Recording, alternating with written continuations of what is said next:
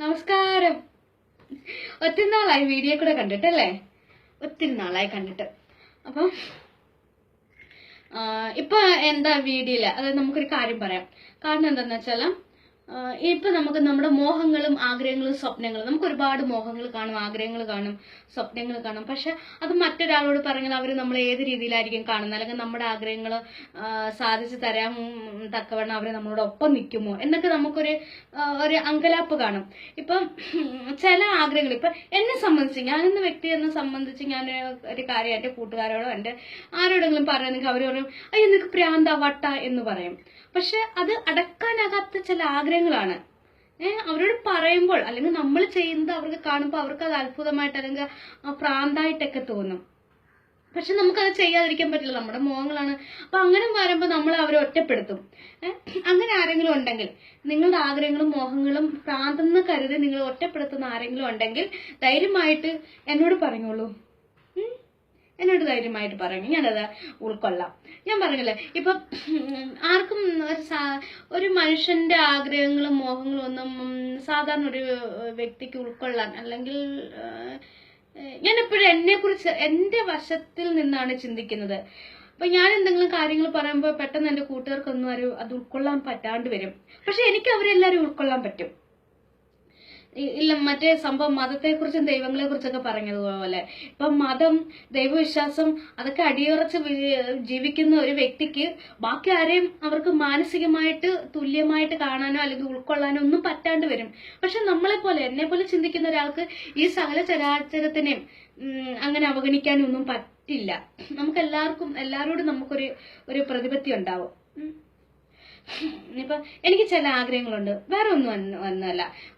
ഇപ്പൊ ചെമ്പരത്തിക്ക് ഒരു പേരുദോഷം കൊടുത്തിട്ടുണ്ട്, ചുമ്മാതെ കേട്ടോ, അത് വെറുതെ എല്ലാവരും. അതായത് ബട്ട് ഉള്ളവരാണ് ചെമ്പരത്തി പൂ വയ്ക്കുന്നത്. പക്ഷെ എനിക്ക് ചെമ്പരത്തി പൂ വയ്ക്കാൻ തോന്നിയിട്ടുണ്ട്, അത് ഒരു ഭംഗിക്ക് വേണ്ടി. പക്ഷെ അതിനെ പറിച്ച് നോവിച്ച് ഇങ്ങനെ ഇറുത്തെടുക്കാൻ എനിക്ക് അങ്ങോട്ട് പറ്റുന്നില്ല. പക്ഷെങ്കിൽ എപ്പോഴെങ്കിലും ഇറന്ന് വീണ് താഴെ കിടക്കുന്നതായാലും ഉണങ്ങിയതായാലും വാടിയതായാലും ചെമ്പരത്തി തലയിൽ വെച്ചുകൊണ്ട് ഇങ്ങനെ നടക്കാൻ തോന്നിയിട്ടുണ്ട്. പിന്നെ 6 മാസപ്പൂ ഇല്ല അമ്മുക്കുടം പോലിരിക്കുന്ന അമ്മുക്കുടം അതിങ്ങനെ തല വെച്ചുകൊണ്ട് നടക്കാൻ തോന്നിയിട്ടുണ്ടെന്നല്ല ഇപ്പോഴും തോന്നുന്നുണ്ട്.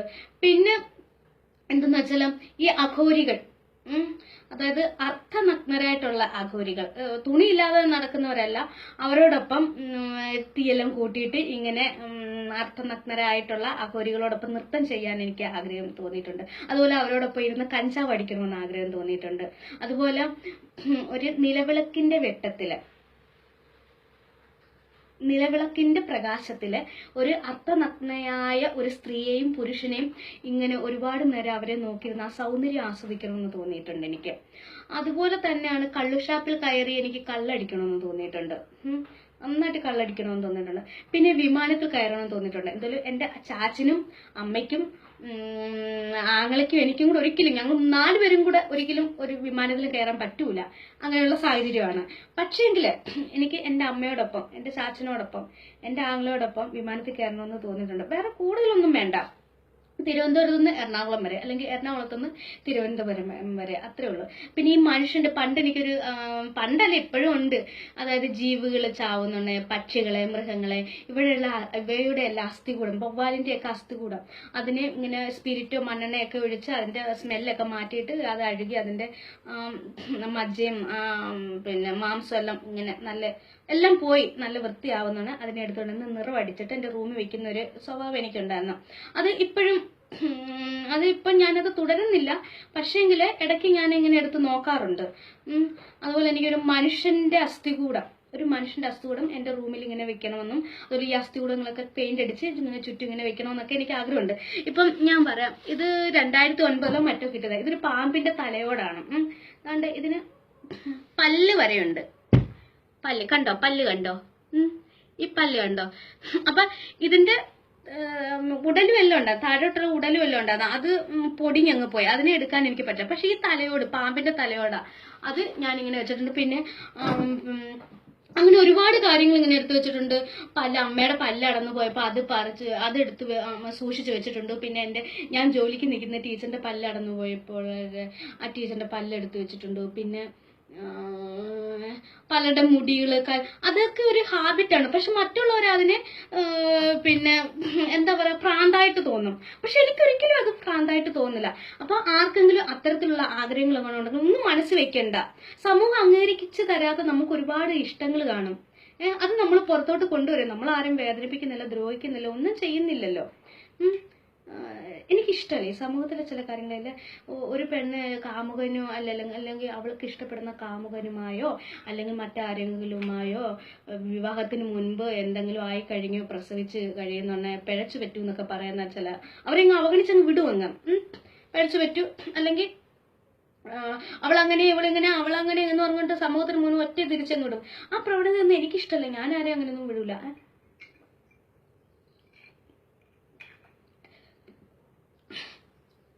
വെള്ളം ഒഴിച്ചാലും ഛർദ്ദിക്കും, അതുകൊണ്ടാണ് ട്രൈ അടിക്കുന്നത്. അപ്പം ഇങ്ങനെയുള്ള കാര്യങ്ങളാണ്.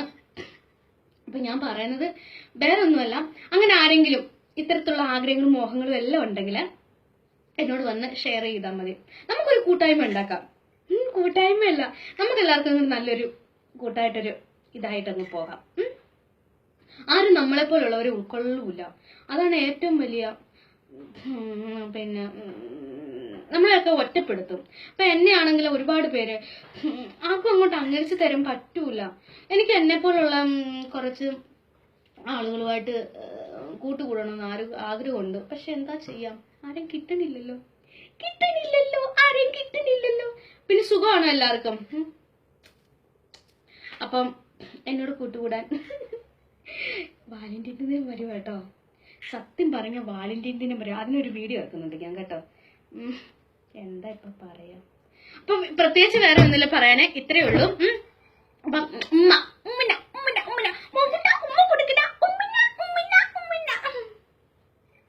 എന്റെ ഒരു സുഹൃത്ത് പറയണ്ട, അതൊന്നും പറയുന്നില്ല. അപ്പൊ എല്ലാവർക്കും ഉമ്മ. പിന്നെ വേറൊരു സംഭവം ഉണ്ട്. എന്റെ ഇവിടെ എങ്ങാണ്ട് കിടക്കുന്ന കണ്ടല്ലോ, ഇത് ഞാൻ പറയാൻ വിട്ടുപോയി. വേറെ ഒന്നുമല്ല, നമ്മള് മരിച്ച വീട്ടിൽ ചെല്ലുമ്പോഴേ കരയാന് എല്ലാവരും മുമ്പ് വെച്ച് കരയാൻ ഇത്തിരി മടിയുള്ളവർ ഇതെടുത്തിട്ടാ മതി.